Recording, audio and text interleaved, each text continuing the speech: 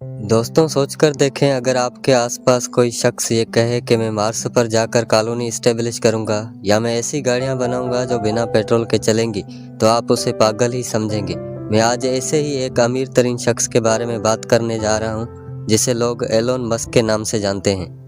2020 के शुरुआत में एलोन मस्क की नेटवर्थ $27 बिलियन थी, जो उसे दुनिया का 35th रिचेस्ट पर्सन बनाती थी। लेकिन एक साल के अंदर अंदर 7 जनवरी 2021 को एलोन मस्क की नेटवर्थ बढ़कर $190 बिलियन बन गई, जो उसे दुनिया का वर्ल्ड फर्स्ट रिचेस्ट पर्सन बनाती है। आज भी एलोन मस्क दुनिया के अमीर तरीन शख्सों की लिस्ट में दूसरे नंबर पर आते हैं। आए उसकी जिंदगी के बारे में कुछ जानते हैं।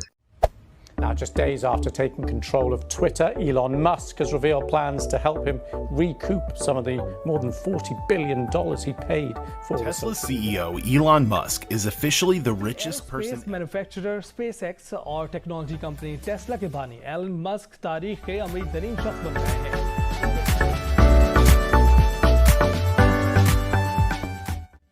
एलोन मस्क 28 जून 1971 को जनूबी अफ्रीका के शहर प्रेटोरिया में पैदा हुए। उनकी मदर कैनेडियन थी और फादर साउथ अफ्रीकन था। कहा जाता है कि बचपन से ही उसे किताबें पढ़ने और कंप्यूटर चलाने का शौक था। 10 साल की उम्र में ही उसने कंप्यूटर प्रोग्रामिंग करना सीख ली और 12 साल की उम्र में उसने एक कंप्यूटर गेम कोड की, जो बाद में उसने $500 में बेच दी। ये एलोन मस्क की पहली कमाई थी जो उसने 12 साल की उम्र में कमाई थी।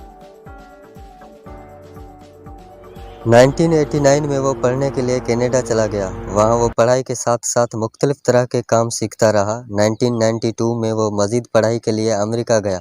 वहाँ पर उसने पेंसिल्वेनिया यूनिवर्सिटी से फिज़िक्स और इकोनॉमिक्स में डिग्री हासिल की।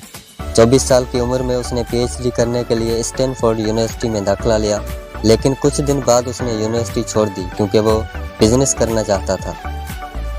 यूनिवर्सिटी छोड़ने के बाद एलोन मस्क ने अपने भाई के साथ मिलकर Zip2 नाम की एक कंपनी खोली, जो अखबारात को सिटी गाइड सॉफ्टवेयर फराहम करती थी, जिसे आगे चलकर कंपनी ने $307 मिलियन जितनी बड़ी रकम देकर खरीदा। क्योंकि एलोन मस्क का Zip2 में 7% शेयर था, तो उसे $22 मिलियन मिले।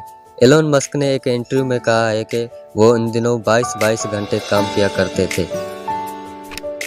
उसके बाद 1999 में एलोन मस्क ने एक X.com नाम की कंपनी खोली, जो एक फाइनेंशियल सर्विस देने वाली कंपनी थी, जो एक साल बाद यानी 2000 में कॉन्फिनिटी नाम की एक कंपनी के साथ मर्ज हो गई, जिसे आज हम पेपाल के नाम से जानते हैं। 2002 में eBay ने $1.5 बिलियन देकर पेपाल को खरीदा।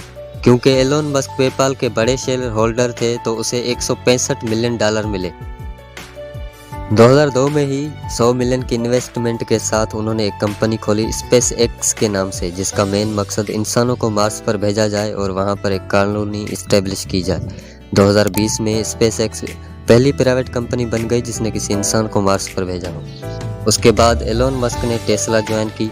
शायद आपको मालूम ना हो तो बताता चलूं कि 2003 में टेस्ला कंपनी को मार्टिन एंड मार्क के द्वारा बनाया गया था, जो कि एक इलेक्ट्रिक कार्स की कंपनी थी। एलोन मस्क ने 2004 में टेस्ला ज्वाइन की और 2008 में वो टेस्ला के CEO बने। एलोन मस्क ने एक ट्वीट में कहा था कि अगर आप कामयाब होना चाहते हैं तो ज़रूरी नहीं कि आपके पास डिग्री हो, आप डिग्री के बगैर भी कामयाब हो सकते हैं। इतने बड़े बड़े प्लान्स और आइडियाज़ की वजह से एलोन मस्क को अक्सर टोनी स्टार्क भी कहा जाता है।